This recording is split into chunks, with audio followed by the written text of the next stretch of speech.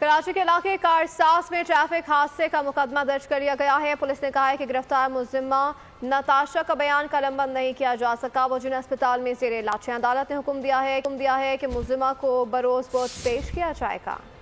कारसास कराची में खौफनाक ट्रैफिक हादसा, वाक़े का मुकदमा दर्ज कर लिया गया। पुलिस हुकाम के मुताबिक नताशा नामी खातून केडीए स्कीम 1 में वाक़े बंगले से गाड़ी लेकर निकली थी। शुबा है कि खातून की गाड़ी जो ही दूसरी गाड़ी से टकराई, वो घबरा गई, पाँव ब्रेक के बजाय एक्सीलेटर पर जा पड़ा और हादसा पेश आ गया। हादसे की वजूहात जानने के लिए खातून के शौहर दानिश से भी मालूमात हासिल की जा रही है। इधर मकामी अदालत में पेशी से मुतालिक तफ्तीशी अफसर ने बताया कि मुलजिमा नताशा की जहनी हालत ठीक नहीं, जिन्ना अस्पताल के माहिर नफ्सियात ने लिया है। मुतलका अदालत के मजिस्ट्रेट ने मुलजिमा को बुध को मुतलका अदालत में पेश करने का हुक्म देते हुए समाअत मुलतवी कर दी।